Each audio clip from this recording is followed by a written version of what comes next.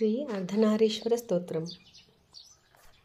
चाम्पेय गौराध शरीरकायै कर्पूर गौराध शरीरकाय नम्मिल्लकायै च जटाधराय नमः शिवायै च नमः शिवाय। कस्तूरिका कुङ्कुमचर्चितायै चितारजः पुञ्जविचर्चिताय कृतस्मरायै विकृतस्मराय नमः शिवायै च नमः शिवाय।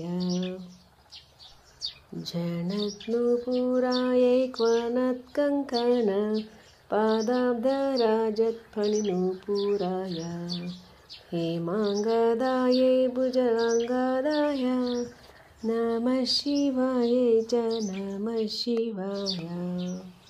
विशालनीलोत्पललोचनायै विकासिपङ्केरुहलोचनाय समयीक्षणायै विषमेक्षणाय नमः शिवायै च नमः शिवाय। मन्दारमालाकलितालकायै कपालमालाङ्कितकन्दराय दिव्याम्बरायै च दिगम्बराय नमः शिवायै च नमः शिवाय। अम्भोदरश्यामलकुन्तलायै तटिप्रभाताम्रजटाधराय निरीश्वरायै निखिलेश्वराय नमः शिवायै च नमः शिवाय।